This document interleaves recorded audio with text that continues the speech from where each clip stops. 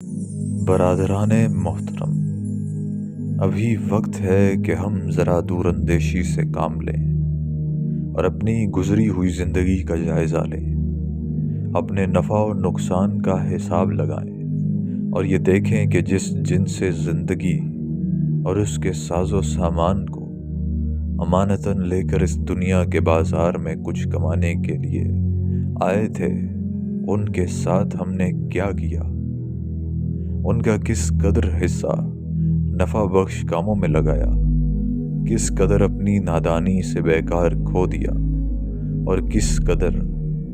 دانستہ و نادانستہ اس صاحب امانت کے منشا بلکہ اس کے صریح احکام و ہدایات کے خلاف دوسرے کاموں میں خرچ کر ڈالا۔ ہاں، اب بھی وقت ہے کہ یہ سوچیں کہ جس قدر سرمایہ ہم سے کھو گیا یا ہم نے کھو دیا، کیا اس کے لیے ہمارے پاس کوئی ایسے معقول وجوہ موجود ہیں کہ اس سفر دنیا سے واپسی پر جب ہم اپنے اس علیم و خبیر خالق و مالک اور صاحب امانت کے سامنے حساب کے لیے بلائے جائیں تو درجات و مراتب پانے والے نہ صحیح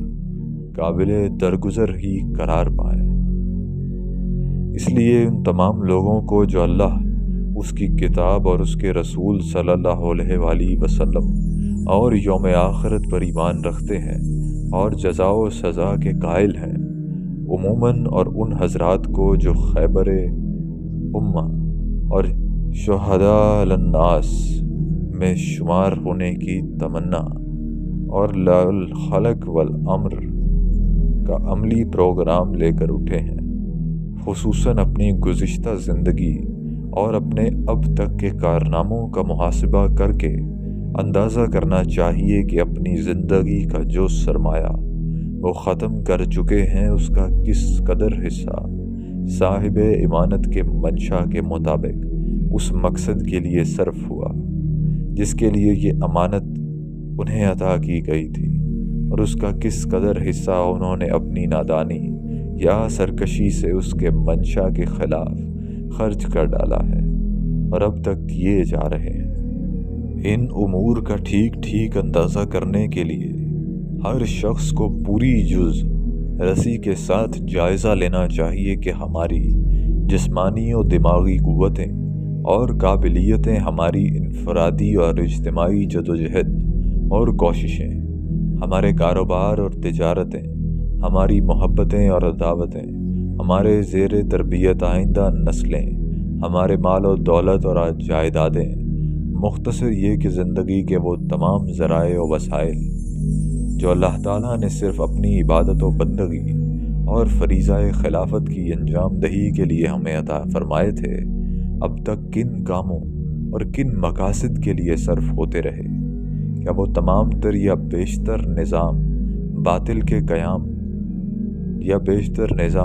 کے قیام خدا سے بے نیاز و سرکش اقتدار کے استحکام اور خدا کی زمین پر فتنہ و فساد پھیلانے ہی کے لیے وقف رہے، یا ان کا کوئی حصہ خدا اور اس کے دین کے لیے بھی صرف ہوا؟ اور اگر کچھ صرف ہوا تو باطل نظام ہائے زندگی اور خود اپنے نفس کے لیے صرف ہونے والے حصے سے اس کا تناسب کیا ہے؟ اگر آخرت کی کچھ بھی فکر ہے تو ہمیں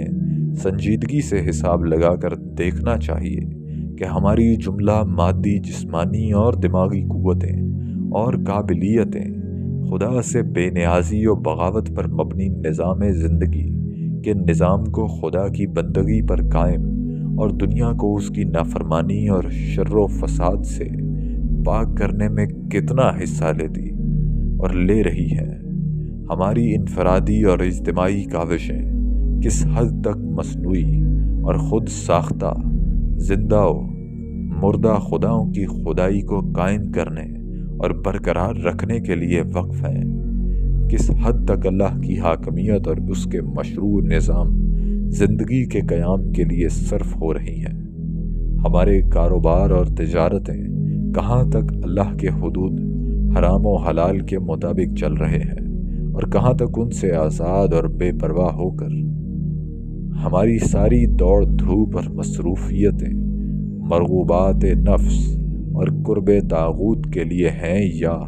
रज़ाए इलाही के हुसूल के लिए। अपनी आइंदा नस्लों को हम अल्लाह की पसंदीदा राह पर चलने और उसकी खुशनौदी की खातिर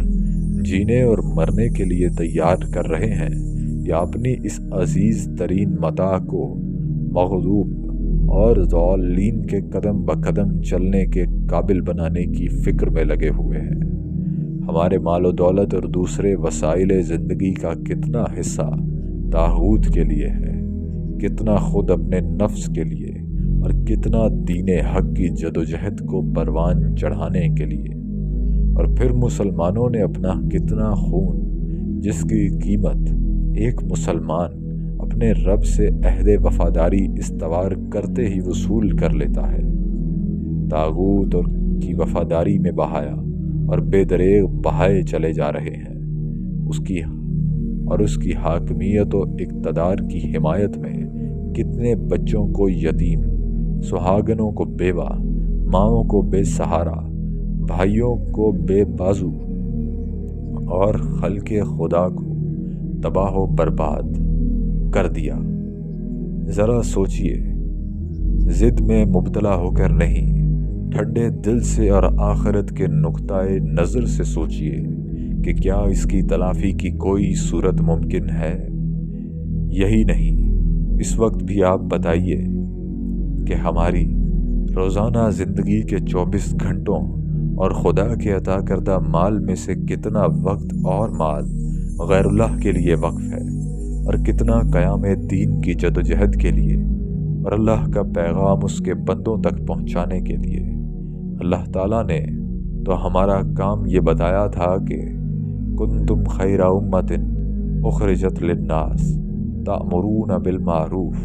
व तन्हौना अनिल मुनकर। सूरह आले इमरान आयत नंबर 110। अब दुनिया में वो बेहतरीन ग्रोह तुम हो जिसे इंसानों की हिदायत व इस्लाह के लिए मैदान में लाया गया है। तुम नेकी का हुक्म देते हो, बदी से रोकते हो। अगर एक मुसलमान इन पहलुओं को सामने रखकर ज़रा ठंडे दिल से चंद मिनट के लिए भी अपनी ज़िंदगी पर निगाह डाले तो वो खुद ही फैसला कर लेगा कि उसने उस अमानत का हक जो उसके खालिक और मालिक ने उसके सुपुर्द की थी